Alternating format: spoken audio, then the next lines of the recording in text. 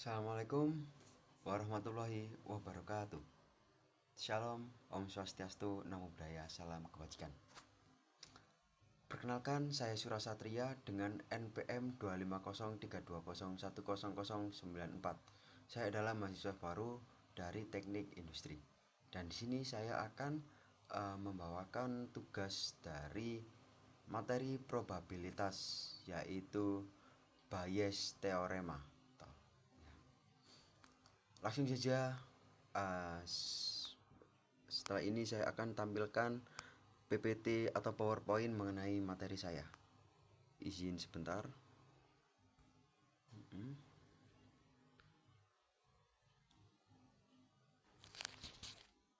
Ya baik, ini dia.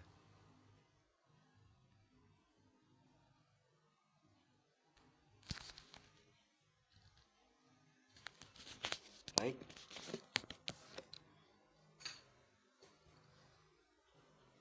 Penerapan teorema Bayes dalam mencari HP yang hilang. Saya lanjutkan. Perkenalkan, tadi nama saya Sura Satria, NPM 25032010094, paralel B, matkul probabilitas, dan dosen pengampu adalah Andias Mukti Pradanarka MT atau biasa dipanggil Pak Dias. Beliau ini salah satu dosen top marka top guys. Lanjut. Oke, sebelum kita ke pembahasan, saya akan memperkenalkan apa sih Bayes Theorema dan kenapa sih kok disebut Bayes Theorema. Baik, dari namanya saja Bayes Theorema, berarti teorema ini ditemukan oleh seorang penemu yang sangat hebat pada masanya, yaitu Thomas Bayes pada tahun 1701 sampai 1761. Secara harfiah atau secara singkatnya, Bayes Theorema ini mempunyai arti secara rasional bagaimana keyakinan tentang suatu kejadian diperbarui berdasarkan pada fakta. Jadi ada suatu kejadian di mana pasti dari kejadian itu ada bukti-bukti yang dapat memperbarui kejadian sebelumnya, sehingga kejadian sebelumnya itu nggak berlaku lagi gitu. Dari latar belakang materi yang saya bawakan mengenai penerapan teorema Bayes ini dalam kehidupan sehari-hari. Latar belakangnya saya bahasakan. Ketika saya sedang ingin menghadiri meet yang diadakan saat berkuliah online kemarin, handphone atau HP yang saya sudah persiapkan ternyata hilang entah kemana. Ternyata saya lupa menaruh HP dan terdapat beberapa dugaan daripada HP saya ini berada. Antara lain kamar tidur, dapur, dan kamar mandi. Saatnya teorema Bayes beraksi. Yang pertama ada prior probability, yaitu dugaan awal, di mana yang pertama ada kamar tidur dilambangkan dengan B1, dapur dengan B2, dan juga kamar mandi dengan B3. Probabilitas awal dari setiap grid atau lokasi dari ketiga B tadi itu, yang pertama saya lambangkan dengan PB1. Bukan saya lambangkan ya, ini udah secara secara umum dilambangkan seperti ini. PB1 berarti peluang dari B1 yaitu 50%. B1 tadi kan kamar tidur ini di sebelah kiri. Lalu peluang B2 yaitu 35% dan peluang B3 yaitu 15%. Peluang ini didasarkan pada dugaan saya. Awalnya saya menduga paling kuat HP saya terletak di kamar tidur dengan peluang sebesar 50%. Lanjut, setelah dugaan awal ada likelihood atau biasa disebut dengan petunjuk ataupun bukti. Saya membutuhkan petunjuk atau bukti selain lokasi tadi, yaitu nada dering. Dengan cara apa? Dengan cara meminjam HP bapak saya untuk telepon HP saya. Jadi likelihood ini bisa dinyatakan sebagai berikut. Peluang A1 given B1 sama dengan 0,20 atau 20% jauh dari kamar tidur suara kurang jelas. Ternyata nada dering dari kamar tidur dan saya berada itu suaranya kurang jelas. Jadi saya kasih 20%. Terus yang kedua ada peluang A2 given B2 sama dengan 0,80 atau 80%. Dekat dengan dapur, suaranya sangat jelas. Yang ketiga ada peluang A3 given B3 yaitu 0,70 atau 60 maaf salah itu harusnya 70% guys. Tidak seberapa jauh dari kamar mandi, tapi masih jelas. Suara cukup terdengar dengan jelas. Maaf itu typo, sebenarnya 70%.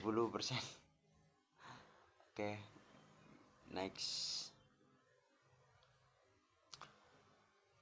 Yang ketiga ada update atau biasa disebut dengan dugaan diperbarui.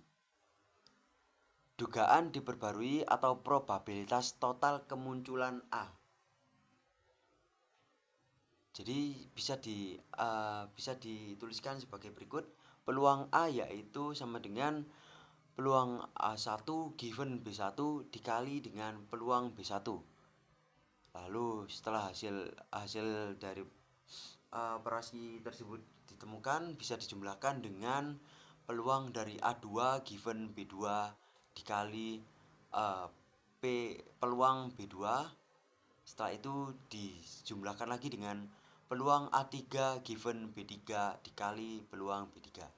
Sebenarnya itu tak terbatas ya, sampai bukti-bukti yang kalian temukan itu ada berapa guys. Di sini kan grid dan juga bukti seperti nada dering itu kan saya memberikan 3 contoh saja. Jadi di situ ada operasionalnya cuma 3, yaitu A1, A2, A3 sama B1, B2, B3.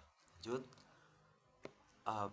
Peluang A dari perhitungan di atas tadi yaitu 0,20 itu peluang A1 given B1 lalu dikali 0,50 yaitu peluang B1 dan seterusnya seperti yang sudah saya jabarkan sebelumnya.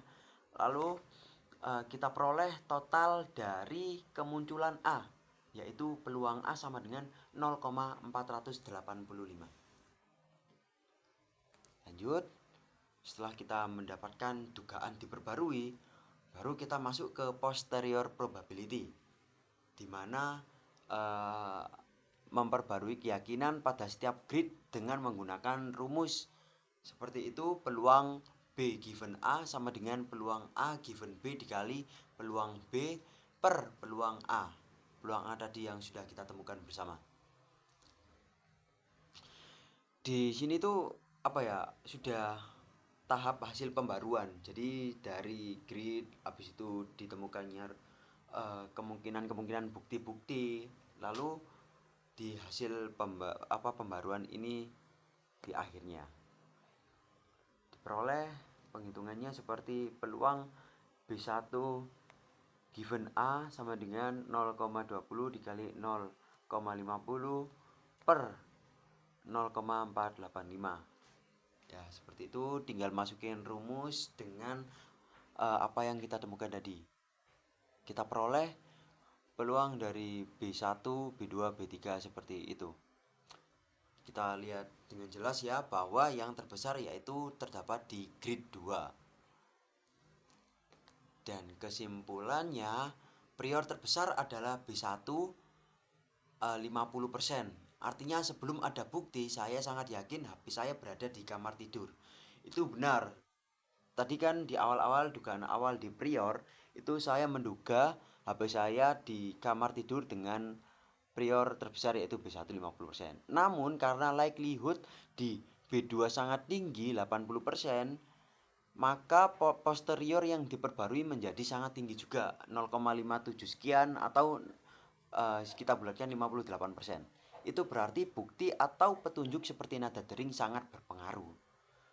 Fakta-fakta baru yang diperbarui tadi secara dramatis telah mengubah keyakinan awal dari yang awalnya saya percaya grid B1 yaitu HP saya berada di kamar tidur, ternyata dari perhitungan tadi lebih banyak di grade B2, yaitu di dapur. Dengan begitu saya bisa lebih fokus mencari HP saya di daerah grade B2, yaitu dapur. Dan waktu kemarin saya juga menemukan HP saya di dapur. Jadi Bayes teorema itu sangat membantu jika diaplikasikan atau digunakan secara tepat. Terima kasih. Maaf. Jadi